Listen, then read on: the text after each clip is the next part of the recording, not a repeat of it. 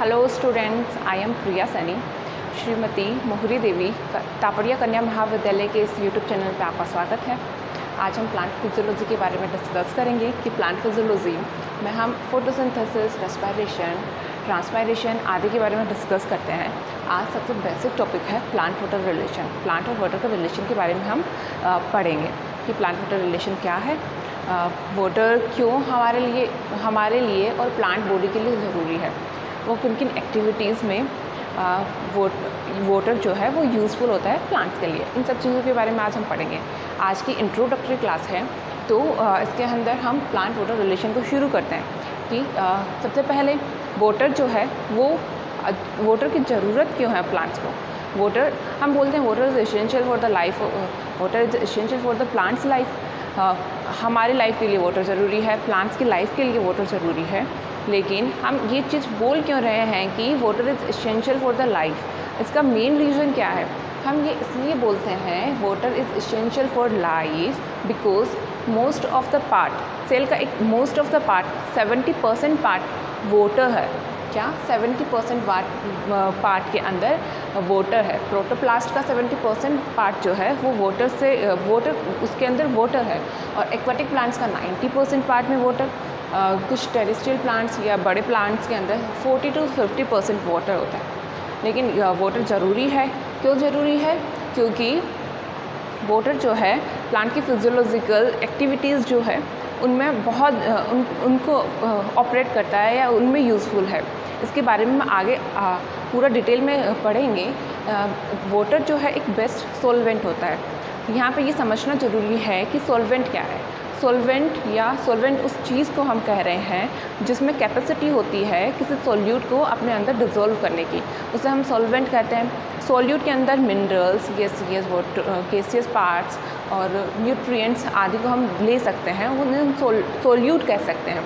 Solvent water को कहेंगे जो कि इन मिनरल्स या न्यूट्रिएंट्स को अपने अंदर डिज़ोल्व करेगा और आगे प्लांट्स तक पहुंचाएगा। ठीक है, वाटर जो है एक बेस्ट सॉल्वेंट है ना। बेस्ट सॉल्वेंट होता है वाटर, और ये वाटर जो है गैसियस, मिनरल और न्यूट्रिएंट्स को अपने अंदर डिज़ोल्व करता है और इनका अपटेक और डिस्ट्रीब्यूशन कराता है प्लांट के शूट टिप से रूट टिप तक। प्लांट की रूट टिप से जहाँ पे जड़ें जो है मिनरल्स को अवशोषित कर रही है, जो मिनरल्स को उसने अवशोषित किया है वो जड़ों से शूट की टिप तक कैसे पहुँचाएगी? वो वाटर की हेल्प से उसको डिस्ट्रीब्यूट करेगी ऊपर की तरफ, जिसमें जाइलम और फ्लोएम का आगे हम डिटेल में पढ़ेंगे कि वो किस तरह से वाटर का अब्जॉर्प्शन या वाटर का ट्रांसपोर्ट कैसे हो रहा है, उसे हम आगे अच्छे से पढ़ेंगे। ठीक है, वाटर लिखा है मैंने, water play a key role in photosynthesis, it is a source of oxygen. Photosynthesis में एक बहुत यूज़फुल या फिर की रोल प्ले करता है। ठीक है, की रोल प्ले करता है कहने का मतलब कि फोटोसिंथेसिस में ऑक्सीजन का सोर्स है वो वाटर है। जब हम फोटोसिंथेसिस के बारे में पढ़ेंगे तो उसमें जो ऑक्सीजन जो प्लांट ऑक्सीजन जो रिलीज़ कर रहा है बाहर की तरफ इन्वायरमेंट में, वो ऑक्सीजन कहाँ से आ रही है? वो ऑक्सीजन जो है वो वाटर उसका सोर्स है। वाटर जो है वो उस ऑक्सीजन को प्लांट तक प्रोवाइड कर रहा है। प्लांट उस वाटर से ऑक्सीजन को लेकर इन्वायरमेंट में दे रहा है। ठीक है, अब हम कुछ फिजियोलॉजिकल प्रॉपर्टीज़ के बारे में पढ़ेंगे। फिजियोलॉजिकल प्रॉपर्टीज़ से मेरा मतलब है कि हम परमिएबिलिटी, डिफ्यूज़न, ऑस्मोसिस के बारे में पढ़ेंगे। परमिएबिलिटी क्या है? परमिएबिलिटी सेल का ऐसा गुण है जैसे कि परमिएबिलिटी का मतलब है कि एक ऐसे समझो, ये एक दरवाज़ा है या फिर एक पास है जिससे कि कुछ मिनरल्स या अणु या परमाणु जो है वो एक जगह से दूसरी जगह तक जाते हैं। ठीक है, ये एक बीच में एक पार्ट है उस चीज़ का। परमिएबिलिटी सेल वॉल या सेल मेम्ब्रेन का एक विशिष्ट गुण होता है जिसके द्वारा वो सॉल्वेंट और सॉल्यूट अंदर और बाहर परिगमन करते हैं। सेल के अंदर और सेल के बाहर परिगमन कहते हैं। इस प्रक्रिया को हम परमिएबिलिटी कहते हैं। परमिएबिलिटी को हम 2 टाइप्स में डिवाइड कर सकते हैं या 2 टाइप्स की जैसे बोल सकते हैं, सेमी परमिएबल और इम्परमिएबल। सेमी परमिएबल का क्या मतलब है? सेमी परमिएबल का मतलब है कि उसमें केवल सॉल्वेंट, जो मैंने अभी बताया कि वाटर को हम एज ए सॉल्वेंट कह सकते हैं, केवल वो ही परमिएबल होगा, केवल वाटर ही एक सेल में अंदर से बाहर या बाहर से अंदर जा सकता है, उसे हम सेमी परमिएबल कहेंगे। और इम्परमिएबल जैसे कि उसमें ना तो वाटर, ना तो सॉल्वेंट और ना ही सॉल्यूट अंदर से बाहर की तरफ जा पाएगा, उसे हम क्या कहेंगे? इम्परमिएबल। फिर डिफ्यूजन के बारे में पढ़ते हैं। डिफ्यूजन क्या है?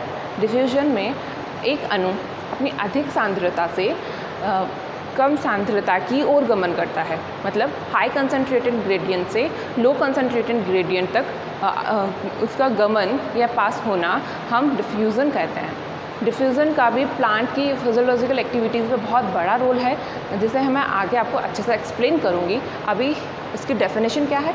इसकी डेफिनेशन है कि किसी पदार्थ का या अणु का प्लांट में उसकी अधिक सांद्रता से कम सांद्रता की ओर गमन डिफ्यूज़न कहलाता है।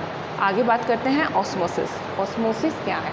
ऑस्मोसिस और डिफ्यूज़न दोनों को बच्चे एक जैसा ही समझते हैं, लेकिन ऑस्मोसिस और डिफ्यूज़न में बहुत अंतर है।